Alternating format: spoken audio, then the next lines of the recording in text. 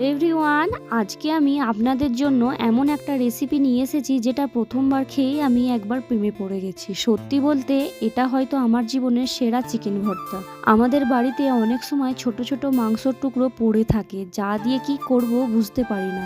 সেই টুকরো দিয়ে আজ তৈরি হবে অবিশ্বাস্য মজাদার রেসিপি। চলুন দেরি না করে দেখে নিই।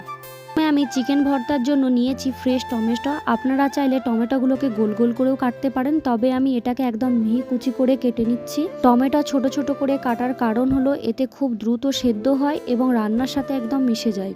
এরপরে নিয়েছি কয়েক টুকরো মুরগির মাংস। দেখুন, আমি একদম পুরো সলিড পিস বোনলেস নিয়েছি।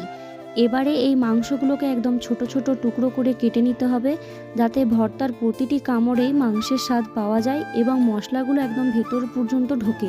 এরপর নিয়েছি ধনেপাতা। দেখুন, আমি মিহি করে কেটে নিচ্ছি। সাথে নিয়েছি কয়েক কোয়া রসুন, যেগুলো আমি আগে থেকেই ছাড়িয়ে রেখেছি।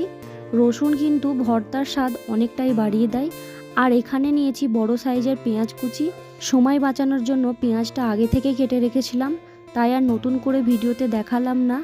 এই সব কয়েকটি উপকরণ দিয়েই আজকের স্পেশাল চিকেন ভর্তা বানাবো।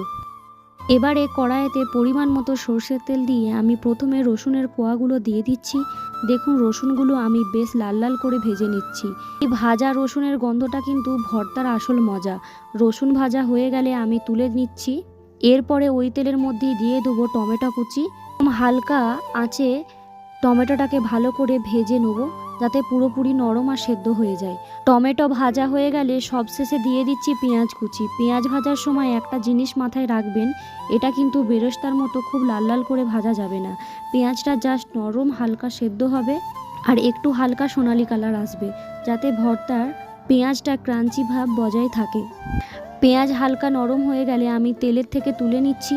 এবারে ওই তেলেই দিয়ে দিচ্ছি কয়েকটা শুকনো লঙ্কা। আসলে লঙ্কাটা আমার প্রথমে ভেজে নেওয়া উচিত ছিল, কিন্তু ভুল করে শেষে দিয়ে ফেলেছি। তবে কিন্তু স্বাদের কোনো কমতি হবে না। লঙ্কা মচমচে পর্যন্ত ভেজে নেব, কারণ ভর্তার আসল ঝাল আর ফ্লেভার আনতে শুকনো লঙ্কা বেস্ট হবে। লঙ্কাগুলো মচমচে করে ভাজা হয়ে গেলে ওই তেলের মধ্যেই দিয়ে দিচ্ছি আগে থেকে ছোট ছোট করে রাখা মাংসর টুকরোগুলো। এবারে এতে দিয়ে দিলাম 8 চামচ আদা বাটা। আদা বাটাটা দেওয়ার মেন কারণ হলো এতে চিকেনের যে একটা কাঁচা গন্ধ থাকে সেটা একদম চলে যাবে।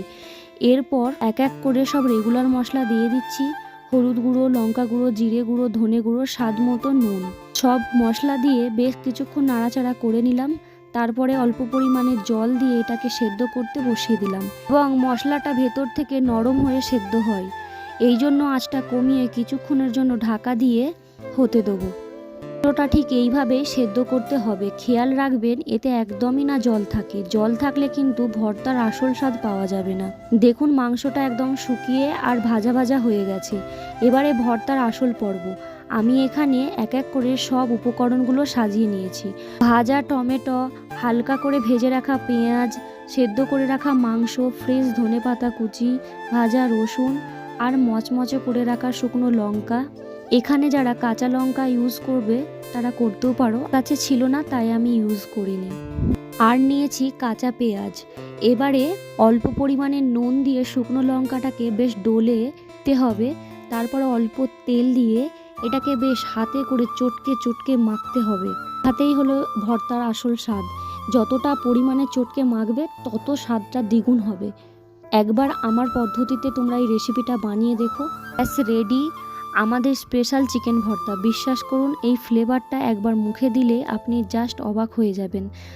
যারা ভাবেন চিকেন শুধু ঝোল আর কষা, তাদের জন্য এটা একদম নতুন আর সেরা একটা রেসিপি। এক থালা গরম ভাত নিমেষেই শেষ হয়ে যাবে। বাড়িতে আজকেই ট্রাই করে দেখুন, পরিবারের সবাই জাস্ট আপনার প্রশংসায় মেতে উঠবে। রেসিপিটা কেমন লাগলো অবশ্যই কমেন্টে জানিও। যদি ভালো লেগে থাকে লাইক, কমেন্ট, শেয়ার, সাবস্ক্রাইব করতে ভুলো না। টাটা।